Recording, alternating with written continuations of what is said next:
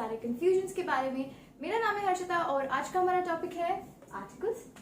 Now before we begin, this is going to be 6 video lecture series जहां पर हम article को completely cover करेंगे, इनडेफिनिट डेफिनिट दोनों पार्ट्स को, where we will just not be talking about what are they but उनका usage बोलचाल की भाषा में और उनका ओमिशन है, उन्हें कहाँ इस्तेमाल आपको नहीं करना चाहिए। So stay tuned with us and subscribe to our channel. और अगर आप इंग्लिश सीखना चाहते हैं या आपको दिक्कत होती है या आप किसी को जानते हैं तो share it, because here we will be covering everything from A to Z, from head to toe, so that आप इंग्लिश बोलने में कचराए नहीं and yes you learn it well. तो चलो फिर हम शुरू करते हैं। तो चलिए फिर इसको शुरू करते हैं। नाउ आर्टिकल्स की डेफिनेशन क्या होती है? So an article denotes a noun. अब हमें नाउन पता है, what is a noun?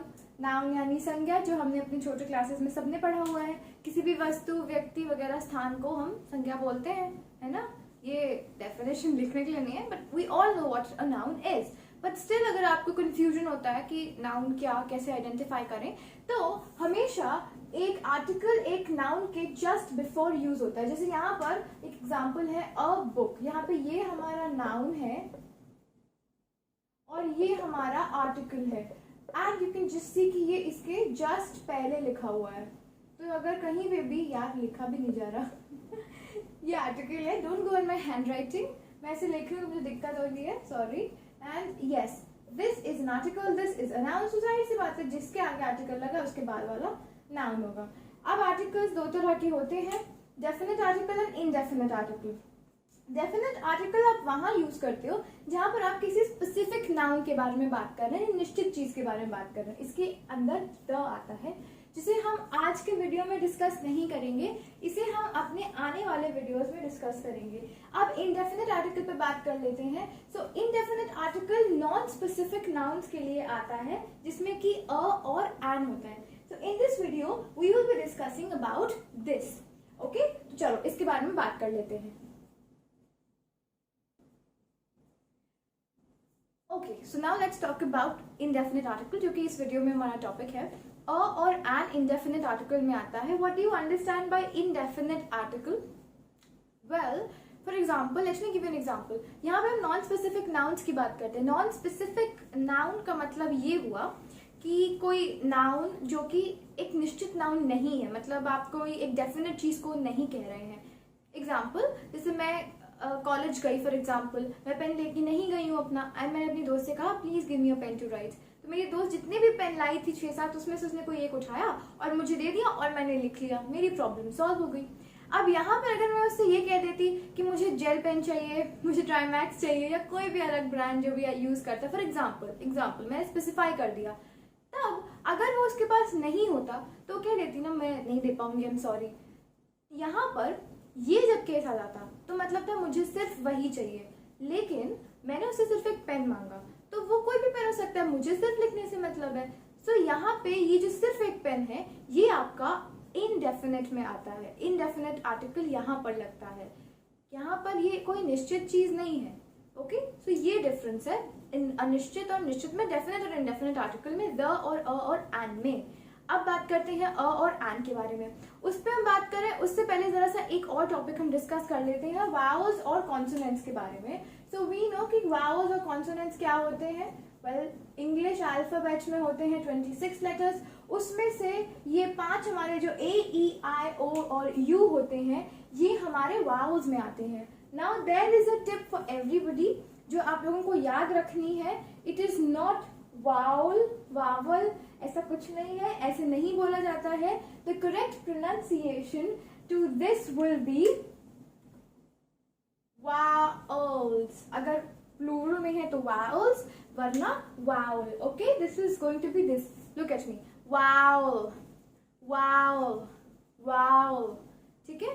Vowel vowel ये सब कुछ नहीं बोलना है। So this is a pronunciation tip. When you learn English, आपको प्रोनाउंसिएशंस भी बहुत अच्छे होने चाहिए।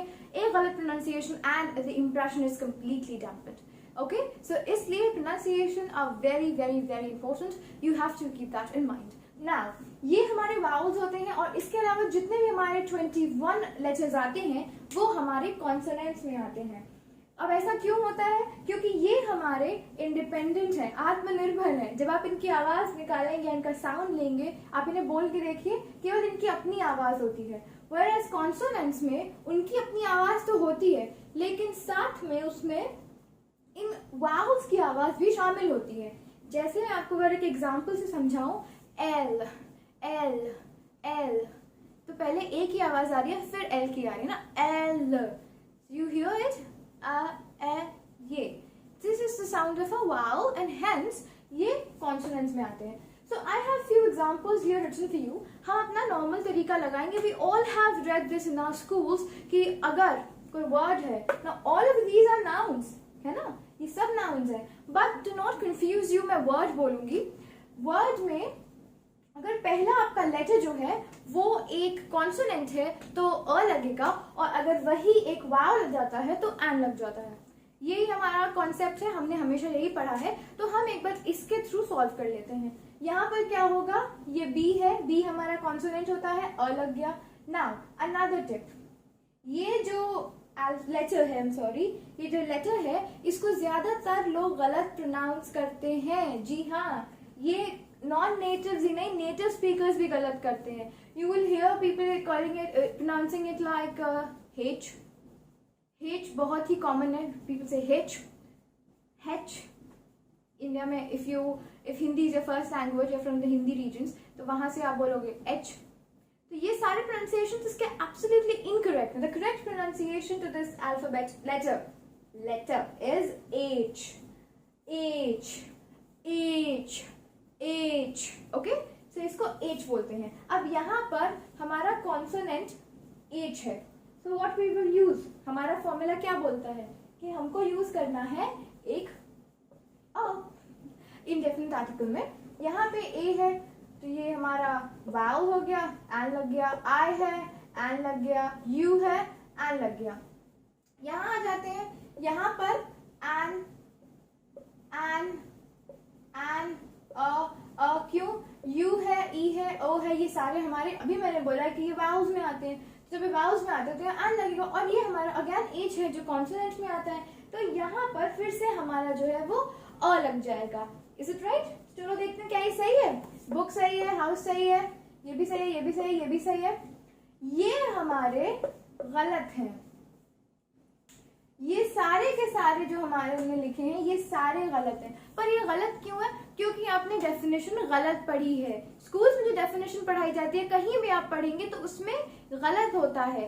वाव या कॉन्सोनेंट पे नहीं, वाव या कॉन्सोनेंट की साउंड पे आप अ या एन लगाते हैं। देखिए मैंने ऊपर डेफिनेशन भी लिखी हुई है, used before the sound of a consonant and it is used before the sound of a vowel, और एक केस उसका है mute h।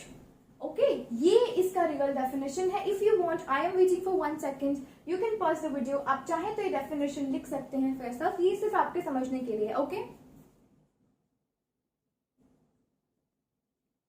नोट कर लिया ये? अब हम इस पर डिस्कस कर लेते हैं। ये यूनिवर्सिटी लिखा हुआ है, हाँ बात सही है, सब लोग कहेंगे ये तो यू की बात भी कर रहा है, यूनिवर्सिटी बोल रहे हैं, यू की तो आवाज आ रही है, तो कैसे? तो ऐसे कि यू जो यहाँ आप बोल रहे हो वो एक लॉन्ग यू है, यानी इसकी आवाज कुछ ऐसी आएगी, यू इस तरीके से आएगी। तो जब इस तरीके से आ रही है तो ये तो हमारा कॉन्सोनेंट में गिर जाता है। वेल आइडियली मुझे आपको प्रोनाउंसिएशंस बताने चाहिए फोनेटिक अल्फाबेट्स की मदद से, यहाँ पे भी, but as a beginner you do not need phonetic alphabets. आपको सिर्फ और सिर्फ यहाँ पर इतना, अगर आप फोनेटिक अल्फाबेट्स जानेंगे तो आप कंफ्यूज हो सकते हैं, सो इसीलिए I am not doing it right now, but yes we will be covering it in the later videos, so yes stay tuned for that. But यहाँ पर यूनिवर्सिटी में अगर आप देखें, सो मैं इसको हिंदी की मदद से समझा रही हूँ, हिंदी के अक्षरों की मदद से, सो उससे आपको आसानी रहेगी। बट आई नेवर एडवोकेट कि आप हिंदी की मदद से इंग्लिश सीखें, क्योंकि हर जगह वो एक्यूरेट रहे ये जरूरी नहीं है। तो यहाँ देख लेते हैं, यहाँ पर ये यू की आवाज आ रही है, इसमें भी यू की आवाज आ रही है, इनमें यू की आवाज आ रही है। या हमारा हिंदी में व्यंजन होता है या स्वर होता है? व्यंजन होता है, स्वर कहाँ होता है? तो यहाँ पर अ लगेगा, यहाँ पर भी अ लगेगा। क्यों? हिंदी के हिसाब से अगर आप चलेंगे, यूरोपियन आ रहा है तो यू यानी य आ रहा है, या यू भी हटा दो, मैं कह रही हूँ या आ रहा है, तो या हमारा व्यंजन होता है, स्वर नहीं होता, तो अ लगा लो। यहाँ पर वा आ रहा है, वह भी हमारा व्यंजन होता है, स्वर नहीं होता है। ये तो सबको समझ में आ ही रहा होगा, स्वर व्यंजन हिंदी में हम सबने पढ़ रखे हैं। यहाँ पर क्या है? अच्छा, एंड में एक कंडीशन है, ये वाली म्यूट एच वाली, मतलब जैसे ये वर्ड लिखा हुआ है, यहाँ पर भी एक वर्ड है, यहाँ पर भी एक वर्ड है, दोनों में क्या फर्क आ रहा है? यहाँ पे इसके प्रोनाउंसिएशन में आप इसको आउस नहीं बोल रहे हैं, आप इसको हाउस बोल रहे हैं, हाउस। जब आप इसको हाउस बोल रहे हैं तो एच की आवाज आ रही है, विच मीन्स कि आप यहाँ पर एक कॉन्सोनेंट की आवाज सुन रहे हैं, इसलिए अ लगा। यहाँ पर ऐसा नहीं है, क्योंकि यहाँ पर एच की आवाज ही नहीं आ रही है, दोनों ही सूरतों में एच की आवाज नहीं आ रही। यहाँ पर हम इससे शुरू कर रहे हैं, इसको आर बोल रहे हैं, इसको ऑनेस्ट बोल रहे हैं, तो जब हम ये कर रहे हैं तो यहाँ पर अ नहीं लगेगा, यहाँ पर एन लगेगा। समझ में आ रहा है? ये ऑनेस्ट है, अ है, ये आर है, तो ये दोनों हमारे स्वर में आते हैं, व्यंजन में नहीं आते हैं। हिंदी में ये हमारे स्वर हैं। ये वाह है तो ये तो हमारा व्यंजन ही होगा। अब हिंदी के स्वर और व्यंजन आपको आने बहुत जरूरी हैं। अगर वो नहीं आते हैं, and if Hindi is your first language और वो नहीं आते हैं तो बड़ी गलत बात है भाई।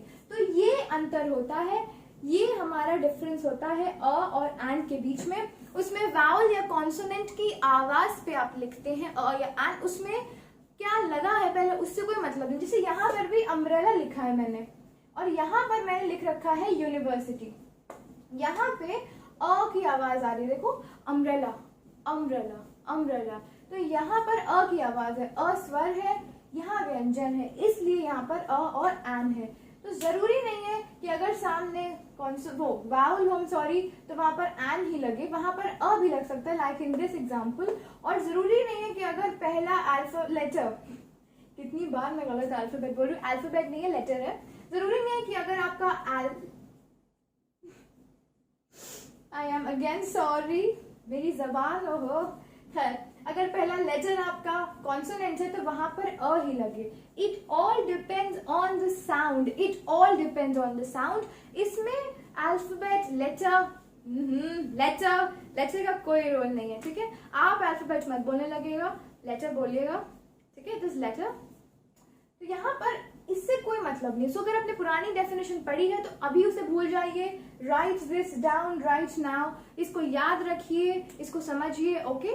ये होता है एक्चुअली अ और एन के बीच का डिफरेंस, जिसने इतना सारा कहर ढा रखा है कि क्या बताएं, सबको कंफ्यूजन होते हैं इसको लेके। सो एक्चुअली कंफ्यूजन इसलिए होते हैं कि आपने कॉन्सेप्ट गलत पढ़ा है। जब आपने कॉन्सेप्ट गलत पढ़ा है तो आप वही इस्तेमाल करेंगे, हर जगह ये कॉन्सेप्ट नहीं चल सकता है। जैसे इन वर्ड्स में ये नॉर्मल वर्ड्स है, इनमें इट इज फाइन, आवाज भी वही है, लेटर भी वही लगा हुआ है, सो इट इज फाइन। लेकिन यहाँ पे थोड़ा सा टेढ़ा मेढ़ा तोल मोल है, तो अगर आपको सही कॉन्सेप्ट नहीं पता है तो यहाँ पे आपको डिफिकल्टी आएगी। तो इसलिए आपको याद रखना है, it is not the letter, it is the sound. ये आपको बहुत अच्छे से याद रखना है, ओके। तो अभी अ और एन के बारे में हमने पूरी बात कर ली, पर एक छोटा सा उसका पार्ट रह गया है, दैट इज अब्रिविएशंस। हाँ वही शॉर्ट फॉर्म्स, बड़े से वर्ड फ्रेज को शॉर्ट फॉर्म में कर लेना। तो ये मैंने कुछ शॉर्ट फॉर्म्स लिख रखे हैं। यहाँ पे वो जो वावल और कॉन्सोनेंट का मैं प्रोनाउंसिएशन और वो सब बता रही थी, ये यहाँ यूज होगा। यहाँ पर मैंने कैसे सॉल्व करेंगे, अगर अभी भी आपको वही फॉर्मूला लगाना है ना, वो आवाज वाला, वो क्या पहले लेटर है उस पर देखना है, तो छोड़ दीजिए आप मेरा वीडियो देखना अभी, क्योंकि अब इसके बाद आप भूल जाइए, वो सिर्फ आवाज सुनना है, ठीक है। अब यहाँ पर जैसे ये लिखा हुआ है एलपी है, ये सब कॉन्सोनेंट, ये सारे कॉन्सोनेंट है, इसको हटा दीजिए, बाकी सारे कॉन्सोनेंट्स ही हैं। लेकिन यहाँ पर अ लगेगा या एन, ये इनकी आवाज तय करेगी, ना कि इनका कॉन्सोनेंट या वावल होना। अब यहाँ पे ये देखिए एल है, अब एल को अगर हम एक बार बोले तो क्या आवाज आ रही है, it is L L L. पहले अ की आवाज है, फिर एल की अपनी आवाज है, तो पहले पड़ गई वावल की आवाज, तो इसलिए यहाँ लग गया एन।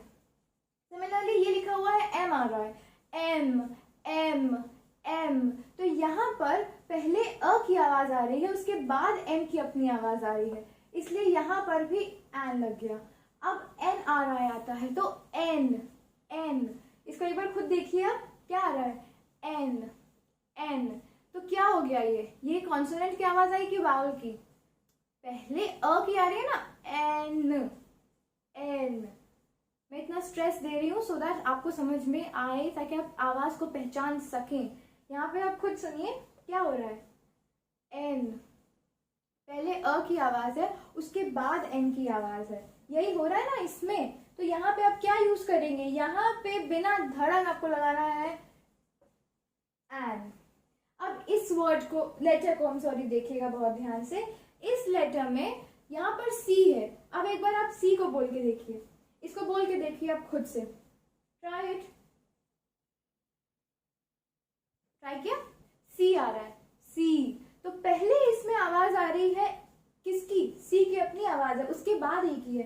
कॉन्सोनेंट में वाव की आवाज होती ही होती है, सो यू कांट से वाव की आवाज ही नहीं आ रही है। सी, पहले सी है, उसके बाद ई है, सी।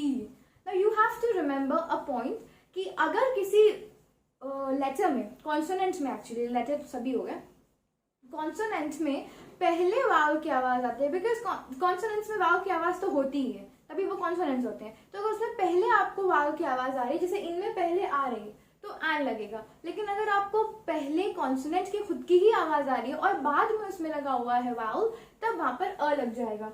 लाइक फॉर एग्जाम्पल ये अ सी टी, ये हो गया अ सी टी।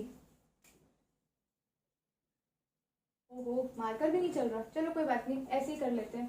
ये अ होगा, आई होप दिख रहा होगा, यहाँ पे अ हो जाएगा। अब यहाँ इन तीनों में क्या आएगा, नाउ यहाँ पर ये क्या होगा, आई आई टी एन। यहाँ पर कोई प्रॉब्लम ही नहीं है, ये तो वही चीज है, ये तो वही चीज है भाई, आई आई टी एन, जो लोग बहुत कॉलर ऊंचा करके बोलते हैं। And yes of course it's a big thing, so yes all the best जिन लोग भी अपने प्रिपरेशन कर रहे हैं for IITs. But यहाँ पर हम देख लेते हैं, यहाँ पर ये आई है, इसमें कोई शक की बात ही नहीं है, ये कॉन्सोनेंट तो है नहीं, वाउल है हमारा, तो यहाँ पे बेधड़क यू कैन राइट एन, आप लिख सकते हो, इनमें कोई प्रॉब्लम नहीं। अब अगला लेटर जो हमारा है उसको ध्यान देते हैं, उसमें एस है, एस। तो ये इसको एक बार बोल के देखिए खुद ही से, एस, एस। तो पहले ए की अपनी आवाज आ रही है ना इसमें, उसके बाद एस की आ रही है खुद की। पहले अपने ए की आवाज है ना, अपना ए, हाँ सब अपना ही है, अपने ए की आवाज आ रही है, तो ये वाउल पहला है, कान पे वाउल पड़ा तो एन लग गया। सिमिलरली एक्स है, पहले इसमें वाउल की आवाज आ रही है, एक्स, एक्स। देखो इसमें खुद ही से आप देखो ना, पहले इसमें एक्स की अपनी आवाज आ रही है, उसके बाद आ रही है इसकी, पहले इसमें एक्स की अपनी आवाज से पहले वाव की आवाज आ रही है, एक्स की अपनी आवाज आ रही है, पहले इसमें वाव की अपनी आवाज आ रही है, उसके बाद इसमें एक्स की आवाज आ रही है। जो पहले बोला था उसको भूल जाना, हो जाती है थोड़ी बहुत गलती पढ़ाते पढ़ाते। तो यहाँ पर पहले एक्स में देखो ना, बोल के खुद ही आप देखिए, एक्स, एक्स। तो इसमें एक्स की पहले किसकी आवाज है, वाव की है कि उसकी कॉन्सोनेंट की अपनी है, वाव की आवाज है, ए आ रहा है, तो इसलिए यहाँ पर एन लग गया। Now you can pause the video and note down this line, this note that I've written for you. यहाँ पर है कि when in abbreviation use and before these consonants. आप इसको एक सेकेंड पॉज करिए और लिखिए, एंड ध्यान रहे सिर्फ अब्रीविएशन के लिए ये है, अगर वर्ड में इनमें से कोई है, इज दिस, इसको छुपा के बाकी इनमें से कोई वर्ड में आता है तब अ ही लगेगा, सिर्फ अब्रीविएशन में इनमें एन लग जाएगा। ये एग्जाम्पल नोट करिए, you can pause the video. Okay, तो आई होप आपको समझ में आ गया होगा कि अ और एन के बीच का क्या डिफरेंस है। याद रहे, कान पे पड़ी वाउल की आवाज तो लग गया एन, और कान पे पड़ी कॉन्सोनेंट की आवाज तो लग गया अ। अब यही याद रहनी चाहिए, यही आपके लिए नई डेफिनेशन होनी चाहिए, ठीक है। अब यहाँ पे मैंने कुछ एक्सरसाइज के लिए कुछ एग्जाम्पल्स दे रखे हैं, जिससे कि आप अपने आप को टेस्ट कर सकते हैं। इनको आप सॉल्व करिए और खुद से करिए पहले, उसके बाद मैं आपको ये आंसर्स बताऊंगी, सो दैट आपको पता चले कि आपको कितना समझ में आया है। डोंट वरी अगर आपको कंफ्यूजन होते हैं तो, क्योंकि more knowledge more confusion, less knowledge less confusion, और नो नॉलेज तो नो कंफ्यूजन। तो इसलिए आपको डरने की जरूरत नहीं है। अगर आप स्लो हैं, फॉर एग्जाम्पल मैं पहले ये मेंशन कर दूं और आपको समझ में ना आए कि कैसे हुआ है, सो डू नॉट वरी क्योंकि दिस इज ओके। नाउ उनको जिन्हें अभी भी नहीं समझ में आएगा कि इसमें अ क्यों है, इसमें एन क्यों है, इसमें कहाँ पे क्या लगना है, तो उसके लिए आपको परेशान होने की कोई जरूरत नहीं है।